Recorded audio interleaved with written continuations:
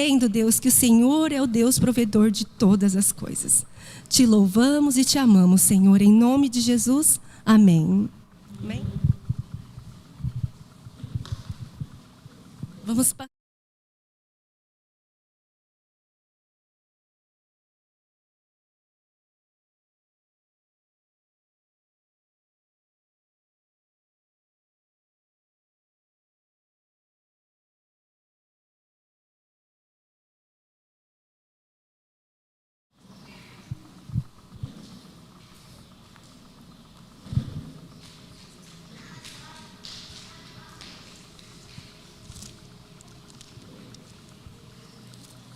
Amém.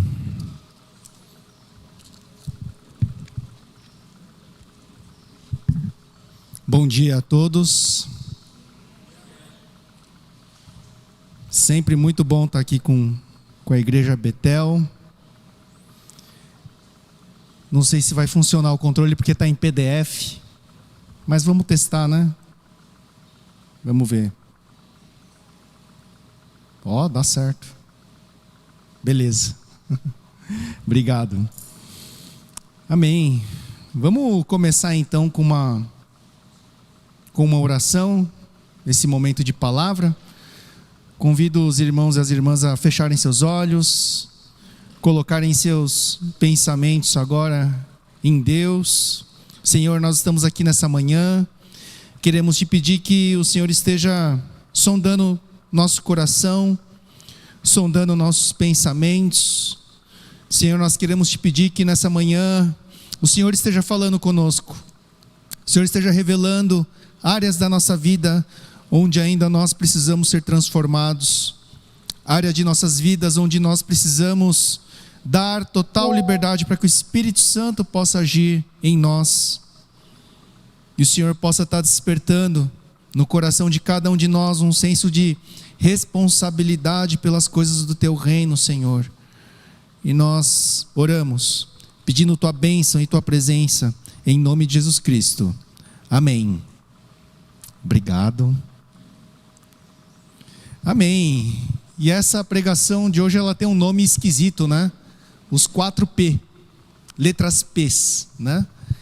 E essa pregação, ela surgiu para conversar com jovens. Geralmente as pregações que eu faço, elas têm a ver com jovens, mas eu acho que ela cabe para a igreja inteira. Por isso que eu estou trazendo ela aqui hoje também para vocês, né? E eu já vou entregar uma coisa também. Esses 4P's, na verdade, eles vão se transformar em outros P's, né? À medida que a gente vai estudando, que a gente vai lendo, refletindo, Deus vai falando com a gente, vão surgindo novos desdobramentos de algumas pregações, né? Mas vamos começar com esses 4P's. Eu estava falando para vocês do porquê que nós fizemos essa pregação, e eu senti que a gente estava falando com os nossos jovens sobre relacionamentos, né?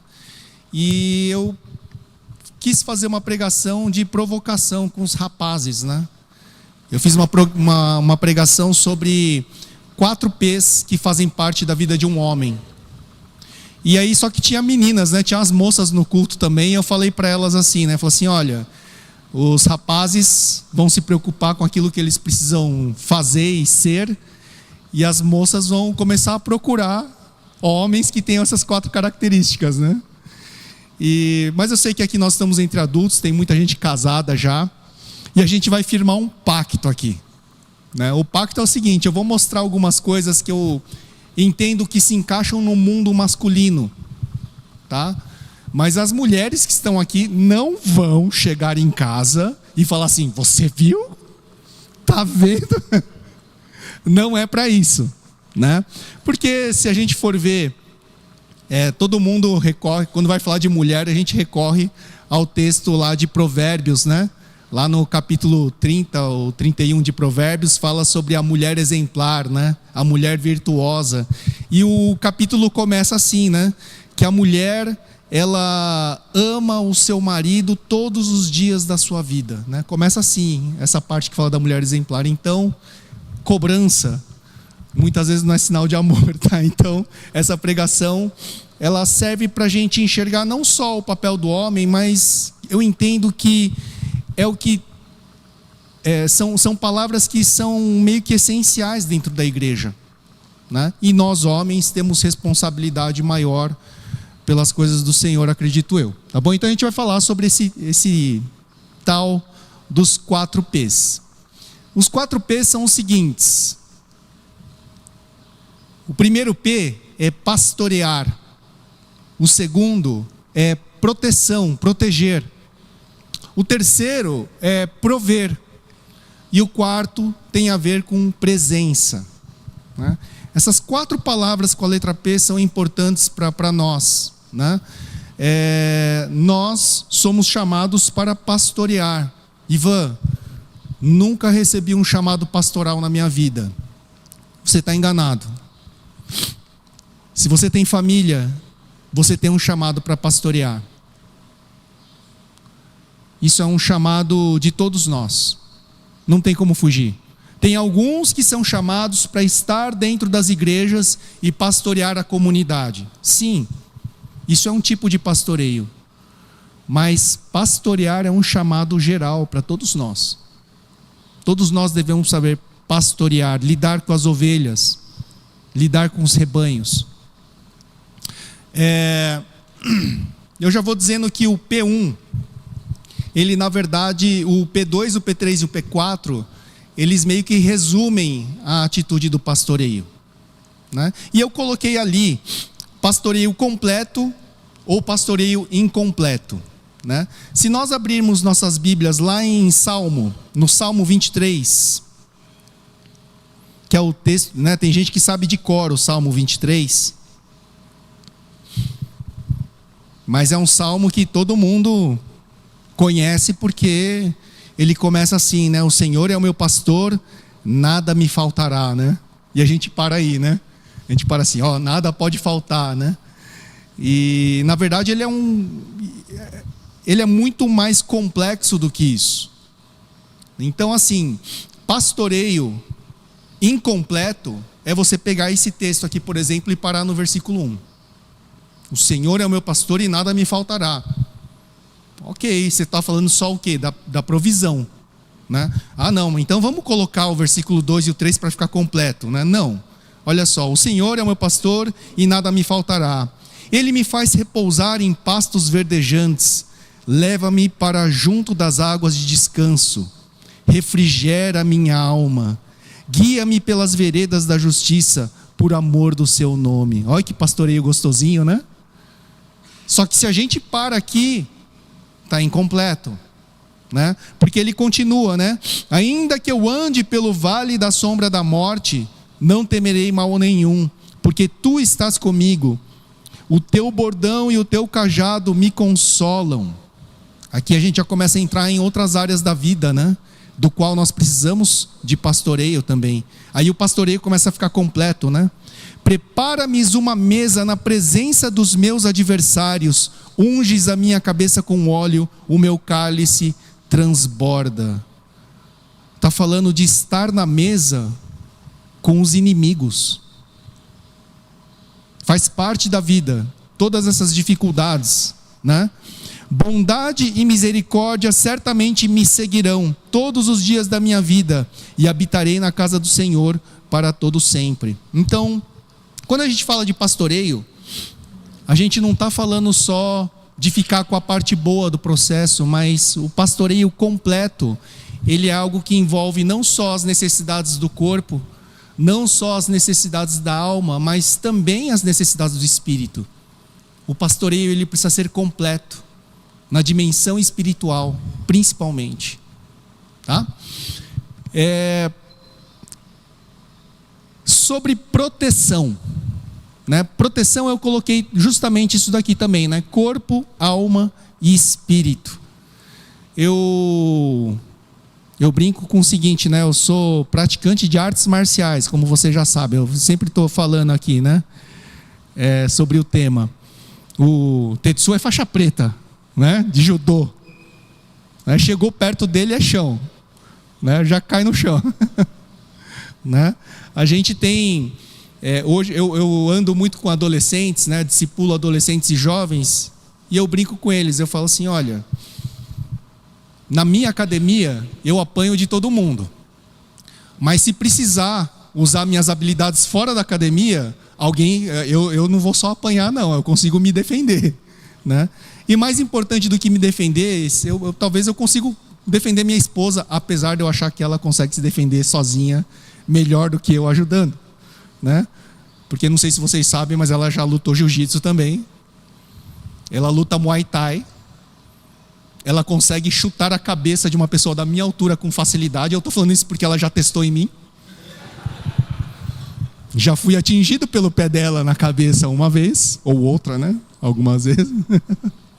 Né? Então ela sabe se defender, mas proteção, eu estou falando só da parte física, né? Do corpo, proteção física, mas a proteção ela vai muito além disso, né? A gente tem que, nós precisamos ter a habilidade de proteger os sentimentos, proteger a alma, né? Falando como homem, né? Se eu sou um homem casado, eu preciso ter a capacidade não só de defender fisicamente minha esposa, minha filha ou filhos, mas eu preciso ser capaz de defender as emoções também, né? Se eu tenho um papel sacerdotal dentro da minha casa, eu preciso ter também capacidade de proteger a vida espiritual da minha esposa, a vida espiritual da minha filha, né? Minha filha, todos os nossos filhos aqui, né? Tem um celular nas mãos, né? Eu acredito que o celular é uma bênção, mas ele pode ser usado para ferir a alma das pessoas, né? Hoje em dia, no meio dos adolescentes, tem um negócio chamado cyberbullying, né? Você pode acabar com a vida de alguém com uma foto. Hoje em dia, você pode acabar com a vida de alguém com uma mentira. Simples, uma leve mentira já é capaz de ferir um jovem, um adolescente. Hoje em dia, com inteligência artificial, você consegue criar cenas, né? Hiperrealistas, e você pode destruir a vida de alguém com uma mentira, né? Então, será que nós estamos cientes do que está acontecendo na vida digital das crianças e dos adolescentes? A gente precisa ter essa capacidade de proteger a alma. E vou além. Espiritualmente falando, isso já acontecia antes do celular, né? Mas a televisão, vou falar um negócio super místico, tá? Se você não quiser acreditar nisso, não acredite. Mas a tela da televisão é um portal. É um portal pelo qual você, dependendo daquilo que você está assistindo, você está abrindo uma porta dentro da tua casa para que entrem filosofias, pensamentos. O mundo espiritual vai invadir tua casa a partir daquilo que você está assistindo e dando atenção. Se isso fosse mentira, né, vocês podem explorar pela internet, tem muito material. Por que tem tanta mensagem subliminar no meio dos desenhos animados, no meio dos filmes? Você vai encontrar mensagens escondidas ali no meio. Simplesmente porque o inimigo sabe que isso é uma porta de entrada para entrar na casa das pessoas. Adolescente adora assistir filme de terror, né? Tem filme de assassino, tem filme de, né? Tem de tudo. Monstros, zumbis, né? Eu sou fã de The Walking Dead, né? Eu parei de assistir, tá? Parei de assistir. Meu interesse no The Walking Dead, quem aqui já assistiu The Walking Dead? Meu interesse em The Walking Dead não era sobre os mortos, era sobre os vivos. A maldade do ser humano vivo, né? Era sobre isso para mim a série. Mas enfim, hoje em dia tem tanto filme que fala sobre possessão demoníaca, né? Tem tanto filme que fala sobre casas mal assombradas. Gente, essas coisas não são ficção. E essas coisas, o inimigo está gastando milhões e milhões de dólares para criar material para invadir as nossas casas. Já não é mais implícito, não precisa mais ser subliminar. A coisa entra com força, assim, de forma, vou usar uma palavra feia, pornográfica até, sabe? É assim, é na cara dura, é Satanás na cara dura. E se a gente não alertar os nossos jovens, nossos adolescentes, eles transformam os quartos deles em lugares de veneração ao inimigo. A gente precisa proteger as nossas casas, né? Proteção completa também, corpo, alma e espírito. Ponto número 3 é a provisão, né? Nosso papel como homens é prover. Nós estamos aqui falando de coisas materiais, né? Eu não acho que as mulheres, as moças precisam procurar homens ricos. Não é sobre isso. A gente está falando sobre homens capazes de ser generosos. Não é sobre ter muito, mas é sobre aquilo que você tem, você sabe dividir, você ser desprendido. Você vai ser capaz de ser um homem que causa provisão, né? Outro fator importante é ser trabalhador, né? É ser alguém proativo que está sempre procurando servir, estar a serviço, né? Isso vai gerar, vai resultar em provisão, né? Então eu estou falando de duas realidades que não é possível olhar, não dá para olhar para uma pessoa e falar assim, ele é generoso, ele não, ela é generosa. A gente só vai saber convivendo do lado da pessoa. Tal pessoa é trabalhadora. Como é que você descobre que alguém é trabalhador? Trabalhando ao lado dela. Estando aqui na igreja e de repente você está lá fazendo o café, aí sempre aparece alguém na cozinha, você precisa de ajuda? Quer que eu levo para você? Sempre vão surgir as pessoas com essa disposição do trabalho, né? E pode ter certeza, pessoas generosas e pessoas com disposição ao trabalho, elas são capazes de prover, né?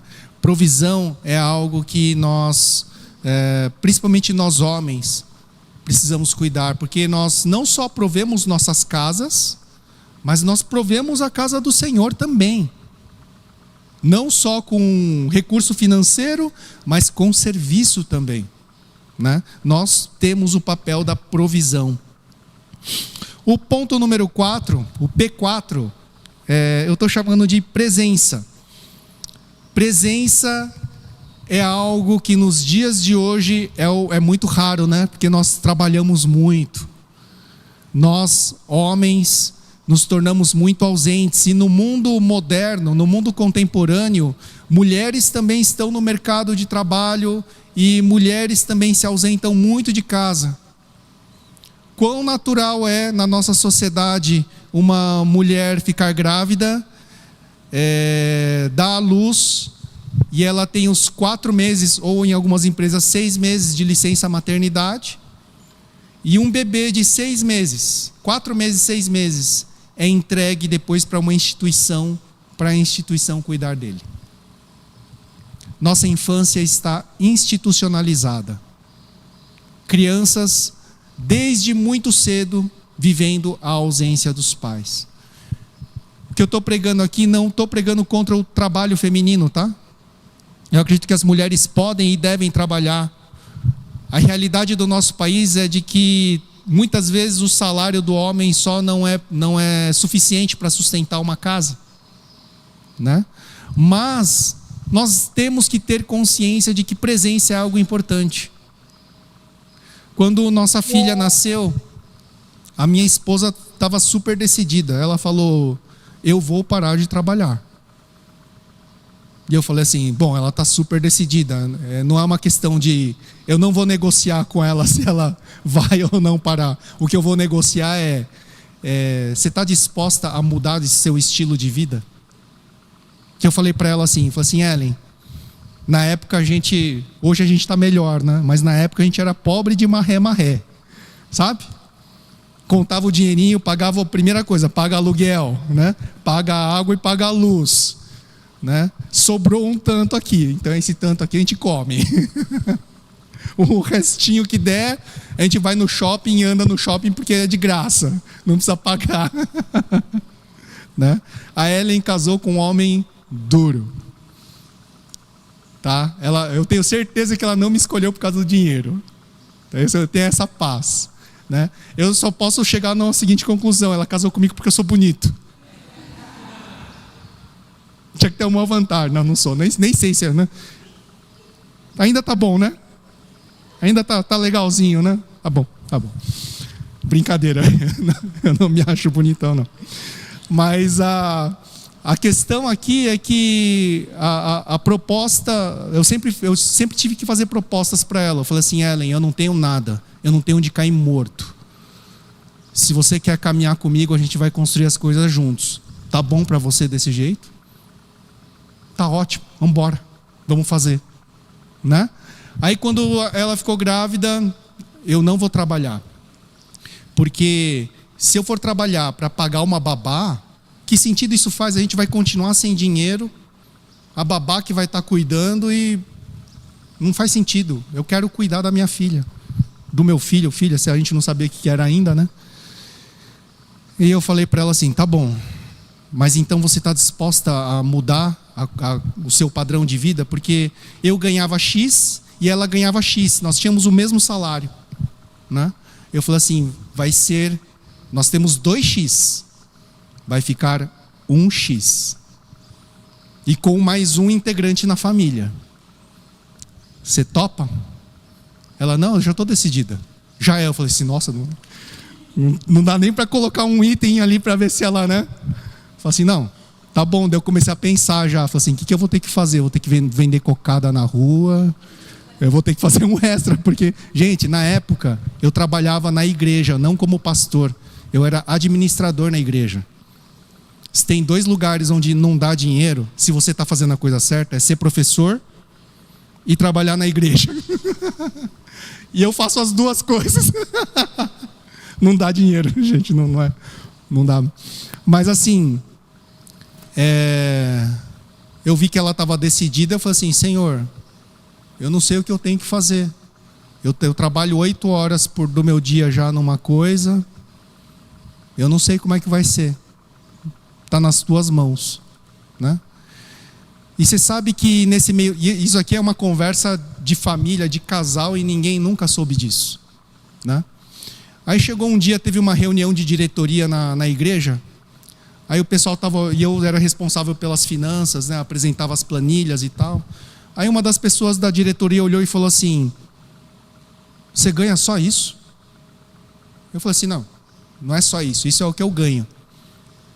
A pessoa falou assim: caramba, a igreja nunca teve um administrador, e a igreja nunca esteve tão bem. Você não pode ganhar só isso.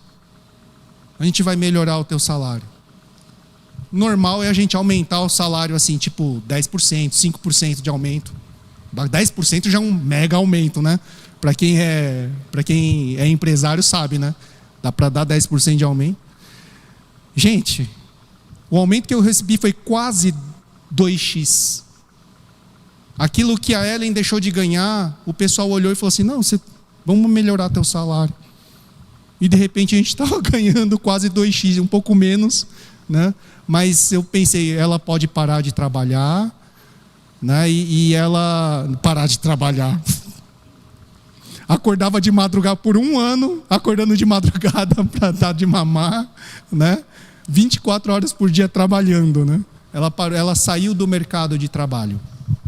E eu entendi uma coisa: foi sorte? Não, a gente escolheu algo que é precioso para Deus: presença. Nós pagamos caro pela presença, mas Deus retribuiu de uma certa maneira, né? E depois, lentamente, ela foi retornando para o mercado de trabalho. Foi sofrido? Doeu, foi sofrido, mas ela fez a reentrada dela no mercado de trabalho novamente depois, né? Depois, só para completar essa história, né? Eu e a Ellen, cedo, nós não pudemos mais ter filhos. Nós descobrimos que a Amy, ela foi o último óvulo da Ellen. E se ela tivesse optado por permanecer no mercado de trabalho, ela não teria visto muitas coisas que ela pôde ver. De ouvir a primeira palavra, de ver a Amy engatinhando, de ver a Amy rolando, de ver... Todo dia eu chegava em casa, ela ia assim, Ivan, você não sabe o que ela fez hoje. Ivan, um dia eu cheguei em casa, ela estava assim, Ivan, você não sabe o que ela fez hoje. Ela pegou o giz de cera e pintou a casa inteira em volta, assim, ó. Ela saiu andando com giz assim, riscando as paredes de casa. Né? Coisas boas e coisas ruins, né? Ela viu muitas coisas. Ela só não viu uma coisa, que eu vi. Eu fui o primeiro a ver. Eu fui o primeiro a ver a Amy andando. Foi num churrasco de homens que a gente fez em casa. As mulheres saíram, foram para outra casa. E a gente estava lá no churrasco de homens. E de repente, aparece um ser assim. Sabe o homem andando na lua pela primeira vez? Parecia. Aí todo mundo assim, oi Ivan, a Amy já está andando? Eu falei assim, não, o que é aquilo então? Ela está andando. Todo mundo brinca que ela sentiu o cheiro da carne e foi atrás, né? Ela já desde cedo sabia o que era bom. Né? Gente, presença. Presença é uma coisa importante. Presença é muito mais do que você ficar 1 hora sentado do lado de uma pessoa. Eu descobri que a Ellen, a forma dela se sentir amada é tempo de qualidade, número 1. Isso não significa que se eu ficar lá 2 horas sentado do lado dela, tá bom, tá legal, não é sobre isso. Eu tenho certeza que se eu der 10 minutos de alta qualidade, vai ser melhor do que 2 horas sem propósito nenhum. Né?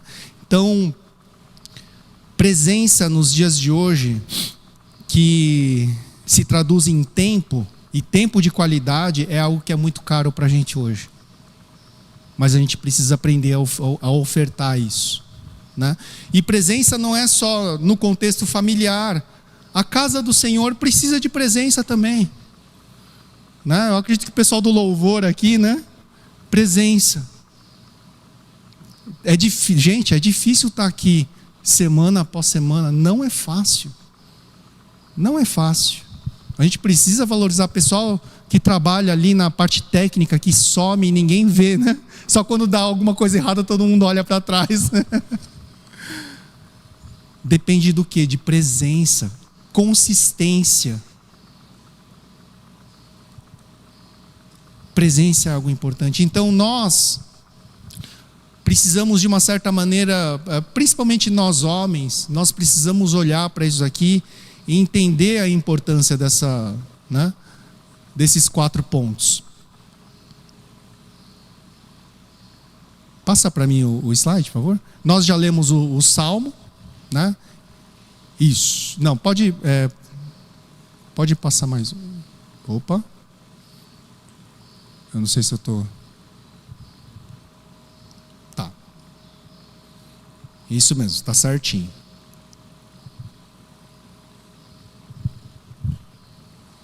Eu também estou sem meu óculos de perto. A gente precisa entender que esses 4 pontos, eles dependem de outros 2 também. Tá? Depois, com o tempo, foram surgindo outros P's. Né? Mas, por exemplo, além de pastorear, proteger, prover e estar presente... eu acredito que nós precisamos ter um propósito claro. Mais um P, né? Eu acredito que provisão, eu acredito que proteção, até mesmo dentro de pastorear, o propósito é algo muito importante. Por que nós estamos aqui? Por que estar presente aqui, domingo após domingo, é importante? Se você não tem um propósito claro, se Cristo não for o centro de todas as coisas que nós fazemos, a gente desiste rapidinho, a gente larga. Porque a gente sempre vai achar que tem coisas mais importantes para fazer e etc. Mas se Cristo é importante, se as coisas do reino dele são importantes, nós vamos dedicar aquilo que nós precisamos dedicar. Propósito é algo muito importante. Um outro P que não está aqui, mas está num vídeo que a Ellen me mandou, né?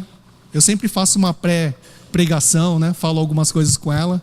Às vezes ela assistiu um vídeo e me mandou, de um cara que nem é da igreja, mas ele fala sobre 4 papéis de um homem, 3 ou 4 papéis de um homem também, e tinha um P ali que não tinha no meu, que é o P de procriar, né? Fala assim, poxa, procriar também é algo... Gente, procriar é algo espiritual, não é meramente físico, e a igreja é uma prova disso.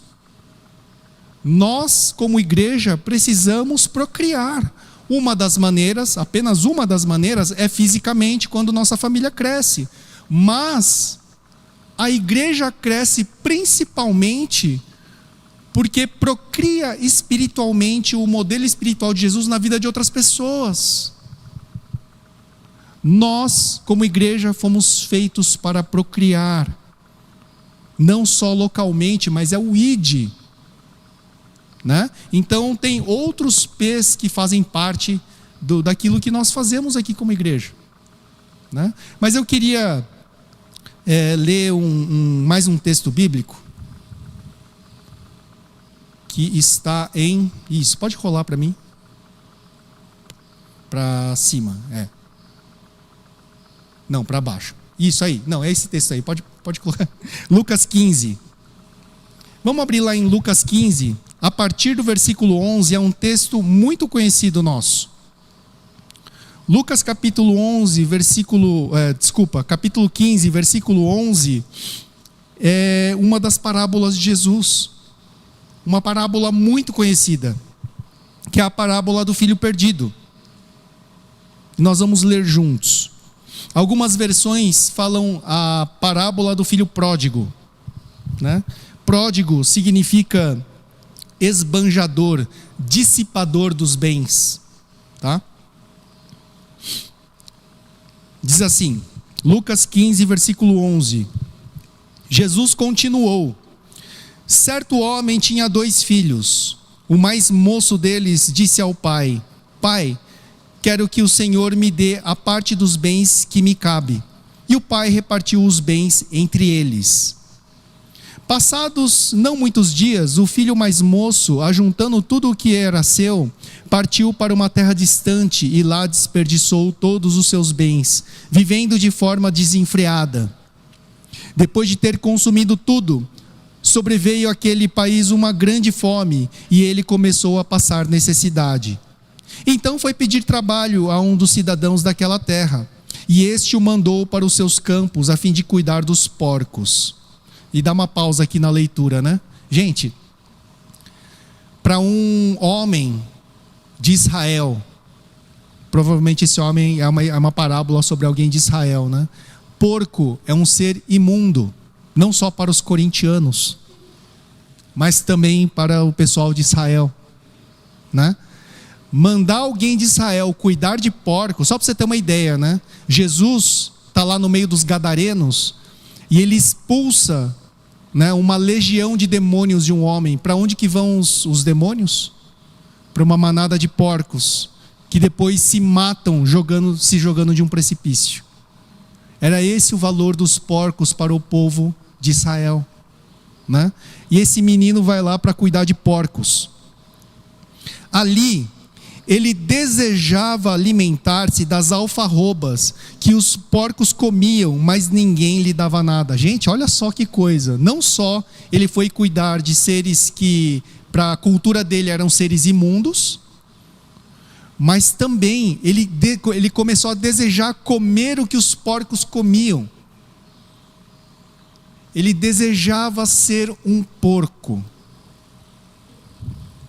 Ele deixou de ser uma ovelha de Israel para se transformar num porco.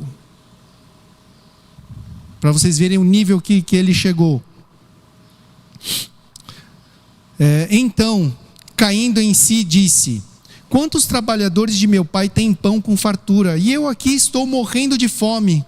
Vou me arrumar, voltar para o meu pai e lhe dizer: Pai, pequei contra Deus e diante do Senhor.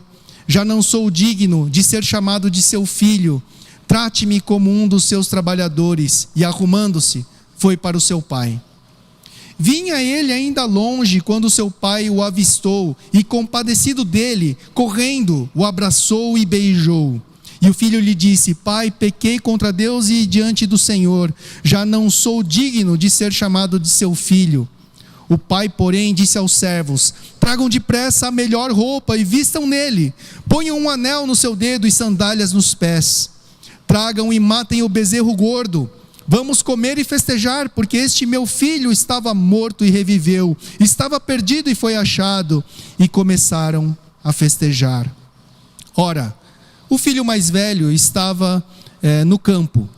Quando voltava, ao aproximar-se da casa, ouviu a música e as danças. Chamou um dos seus empregados e perguntou o que era aquilo. E ele informou: o seu irmão voltou, e por tê-lo recuperado com saúde, o seu pai mandou matar o bezerro gordo. O filho mais velho se indignou e não queria entrar.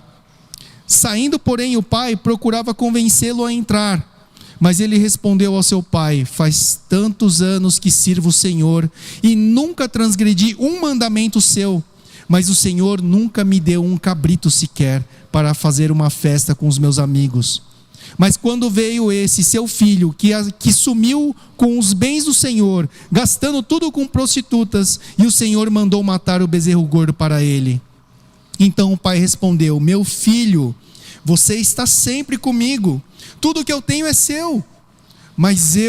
Mas era preciso festejar e alegrar-se, porque o seu irmão estava morto e reviveu, estava perdido e foi achado. Gente, essa história é uma história muito conhecida, é uma história que a gente ouve muito nas escolas dominicais sendo contadas para as crianças, mas ela fala sobre uma realidade sobre a qual nós estamos falando, né? Ela fala sobre aquilo que nós estamos, dos 4 P's que nós estamos falando. Nós estamos falando de uma história onde aparece o que é pastorear de forma completa. Nós estamos falando de uma história que fala de proteção, sobre o guardar da família e o guardar daquilo que é importante para Deus. Sobre provisão, que vai além de prover a sua casa, mas prover aquilo que é importante para Deus, né? E fala sobre o que é presença em casa e sobre o que é atrair a presença de Deus. Essa história, reflitam comigo, tá? Vamos pensar no filho perdido, no filho mais novo que se perdeu. Esse menino, esse rapaz, ele tinha um comportamento de bom pastor? Não, né? Não pastoreava. Ele era capaz de proteger. Ele voltou para casa com o rabo entre as pernas, porque ele não era capaz nem de proteger a si mesmo, né? Ele era capaz de prover. Gente, ele pegou parte da herança dele e torrou tudo, com os seus próprios prazeres. Não tinha generosidade nenhuma nesse moleque. Presença. Gente, ele pegou a parte material que era dele e vazou. Ele não quis ofertar presença dele para sua família, para aqueles que eram seus. Se a gente for parar para pensar num modelo de homem, esse daí é o que não tem nada para oferecer, nem para a família e nem para a igreja. Esse tipo de homem é o que mais se encontra por aí e encanta o coração das meninas, né? É o cara que vai falar tudo o que as meninas querem ouvir, mas não é capaz de entregar nada daquilo que elas realmente precisam. Nós, como homens já estabelecidos e casados, eu acredito que a gente tem que olhar para esse modelo e falar assim: poxa, será que eu estou agindo que nem esse moleque? Será que eu estou sendo um moleque? Está na hora de eu arranjar outro modelo, porque ele não tem nada para entregar, né? Aí nós temos um segundo modelo nessa história. O segundo modelo é o filho mais velho. O filho mais velho, ele tem capacidade de pastorear. Ele estava no campo, né? Ele estava cuidando das coisas do pai dele, estava cuidando de ovelhas. Ele sim, ele podia pastorear, mas eu digo uma coisa, eu acho que ele pastoreava de forma incompleta, que era só material e físico, mas espiritualmente eu tenho dúvida se ele realmente era capaz de pastorear. Ele é capaz de proteger mais do que o irmão mais novo, né? Mas, gente, ele olha para o próprio irmão e ao invés de se alegrar com o retorno do irmão, ele fica com raiva. Ele não quer participar da festa. Eu não sei se irar-se é querer matar. Fala assim, pô, não morreu? Vamos matar então o próprio irmão. Eu não sei se esse cara era capaz de proteger. Ele é capaz de prover mais do que o irmão mais novo, mas só na área material também. E presença, olha só que coisa incrível, presença. A gente pode, o pai fala, filho, você está aqui o tempo todo comigo, tudo que eu tenho é seu. Mas ele não reconhecia desse jeito, né? Ele olhou e falou assim, pô, o bezerro gordo, que é especial, você mata para ele e não mata para mim? A resposta do pai é tipo assim, se você tivesse me pedido, a gente teria matado ele para você, cara. Tudo que é meu é seu. O filho mais velho é a prova de que estar presente fisicamente nem sempre é presença. O filho mais velho estava lá presente, mas o seu coração estava distante. Ele olhava para a fazenda do pai como um negócio, e não como algo que fazia parte do reino. Né? E nós temos o terceiro e último modelo. O terceiro e último modelo dessa história é o pai. Que nessa história, todo mundo sabe, é uma representação de quem é Deus Pai. Ô louco, Ivan, você está falando que a gente tem que olhar para Deus Pai e se comparar com Ele? Gente, os fariseus, eles pediram para Jesus revelar o Pai para eles, né? E aí sabe o que Jesus responde para eles? Jesus fala assim, o filho só faz aquilo que vê o Pai fazendo. Então se vocês querem ver o Pai, olha para o filho. Não é para nós sermos imitadores de Jesus Cristo? Então sim, é para nós olharmos para a figura do Pai e aprender com Ele, porque Ele é a figura do pastoreio completo. Ele é a figura da proteção completa, porque Ele não protege só aqueles que estão perto, mas aqueles que se arrependem e voltam, Ele vai acolher. Ele é o Deus da provisão, porque a primeira coisa que ele fala, o filho faz a fala arrependida, pai, pequei contra os céus e pequei contra o Senhor. E ele nem responde para o filho, já fala assim, servos, tragam aqui as roupas novas dele, calcem os seus pés, colocam um anel no seu dedo, que era um sinal de autoridade, era um sinal de que era filho. O pai restitui a provisão e o pai mostra aquilo que é presença. Presença, gente, é estar sempre disponível. Daqui a pouquinho nossos filhos vão para a faculdade, né? Tem gente que já está experimentando isso. E é difícil oferecer presença o tempo todo. Mas eu tenho certeza que se ela ligar agora para você, você vai atender. E você vai fazer de tudo para atender ela na necessidade dela, não é verdade? Presença, sabe o que significa presença? É a sua filha saber que ela pode pegar o celular e falar assim, mãe, pai, estou precisando de um negócio aqui. Vocês vão pegar o carro, vocês vão na hora. Presença é ter marcado a vida deles, a ponto deles saberem que você está lá. Mesmo não estando lá, você está lá. Eu brinco com a minha filha, né? Falo assim, filha, quando o papai estiver viajando, eu não estou aqui presente. E você vai saber disso, sabe como? Quando você passar na cozinha e ver a louça suja, é porque o papai não está aqui em casa. Quando você... que mais? Eu faço pouca coisa, né? Mas quando você for lá no lixo e o lixo estiver lá e o lixo não tiver sido tirado, é porque eu não estou aqui. existem marcas no dia a dia que mostram o quanto que eu sou presente dentro de casa ou não, né? O pai é assim. Na hora que a coisa aperta, a gente recorre a quem? Deus.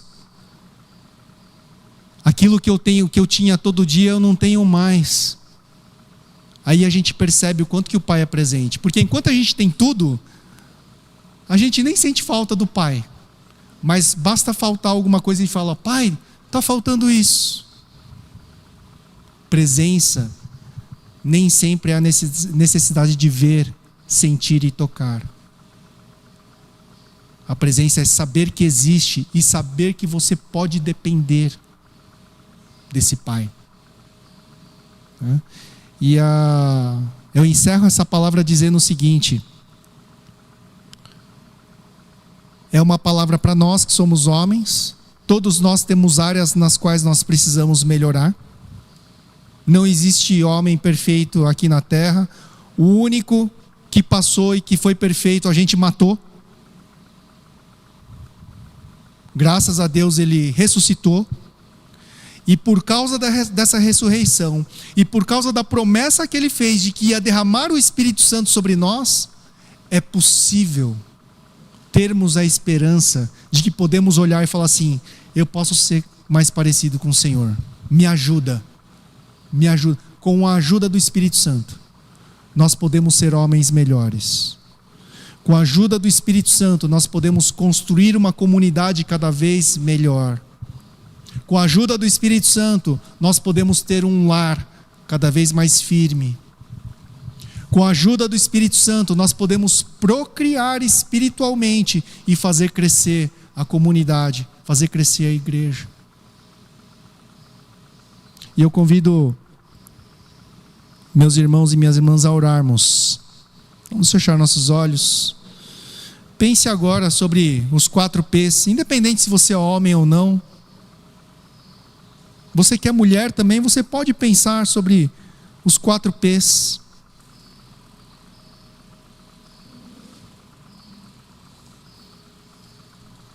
Reflita sobre como tem sido o seu pastoreio. Se o pastoreio tem envolvido presença, provisão, se tem envolvido proteção. Você ora pelas pessoas? Você tem orado pelas pessoas? Isso é proteção. Você tem orado muito mais do que por fartura, mas você tem orado por generosidade? Será que você tem orado pelas coisas certas? Às vezes eu acho que a gente tem orado só pela provisão material, mas assim como foi dito aqui na palavra, na palavra que foi dada antes, sobre o dízimo, será que você tem orado com gratidão e orado por generosidade? De repente essa é a chave para os celeiros começarem a se encher. Porque se você ora só pelo celeiro cheio, isso é vazio. Mas se você ora para que o Espírito Santo te torne uma pessoa generosa, o celeiro vai fluir naturalmente sobre as nossas vidas. Senhor, nós estamos aqui nessa manhã orando para que sejamos não só instruídos pelo Senhor, mas transformados. Senhor, faz de nós melhores pastores da nossa comunidade. Que isso não esteja nas mãos apenas de alguns poucos, mas que seja um comportamento de todos, para todos, uma responsabilidade, Senhor.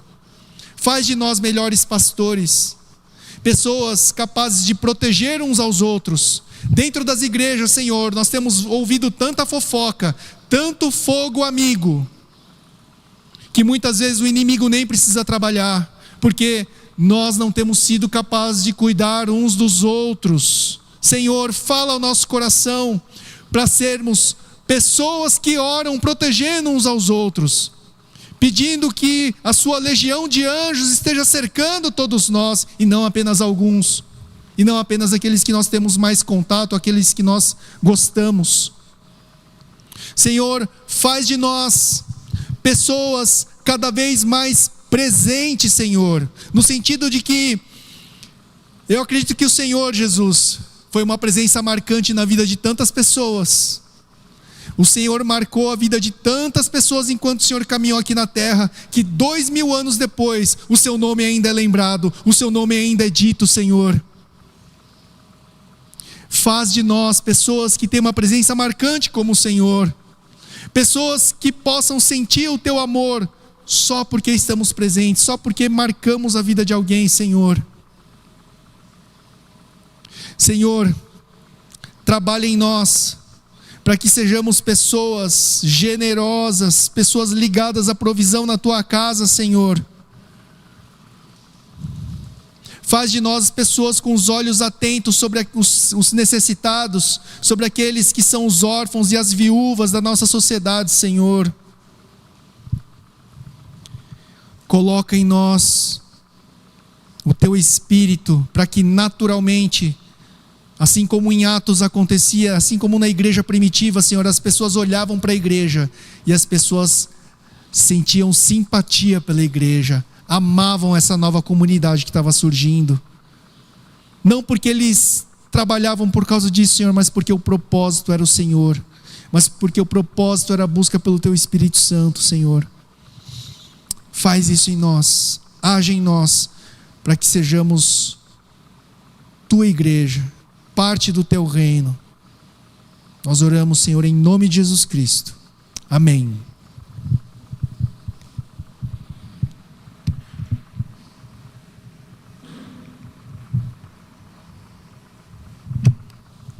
Ivan, muito obrigado mais uma vez pela palavra, né? E que possamos levar esse ensino, esses 4 P's, né, bem direcionado, para aplicarmos em nossas vidas, não só os homens, mas as mulheres também. Viu, gente, molecada, não é fácil não, né?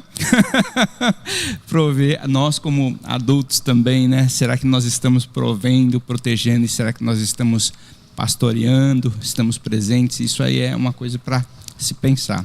Fiquei pensando, né? A minha esposa, ela sabe quando eu não estou em casa, quando o chão está limpinho. Fala, tá tudo limpinho, Tetsu não está em casa. Brincadeira, né? Mas que nossa presença, né, ela possa estar com a nossa família. Isso prova maturidade, né? Estar presente, estar à disposição. Estar à disposição para servir, para amar, para proteger, que isso possa fazer parte do nosso caráter. Vamos nos colocar de pé, vamos orar para agradecer.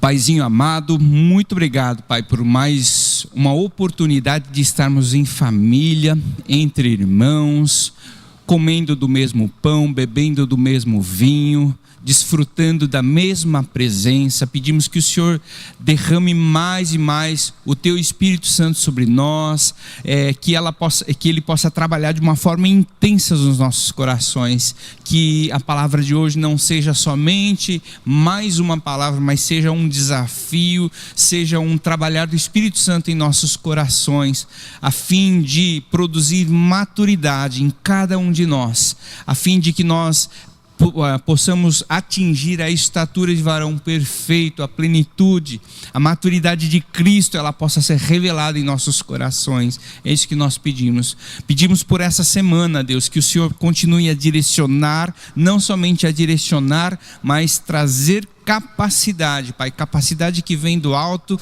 que é baseada na Tua paz, na alegria da salvação, naquilo que o Senhor já conquistou por nós lá na cruz, que é a comunhão com o nosso Senhor. Eu peço que o Senhor possa usar cada um aqui como instrumento de bênção, seja no trabalho, nos estudos, onde quer que cada um esteja, que o Teu reino possa ser estabelecido e todos possam ter uma vida ousada espiritualmente, no sentido de levar a tua cura, levar a tua libertação, levar o teu reino, proclamar o teu reino em meio ao mundo, Senhor. Nós oramos, pedimos pela tua igreja, pedimos por cada família aqui, que o Senhor possa capacitar e abençoar, Senhor.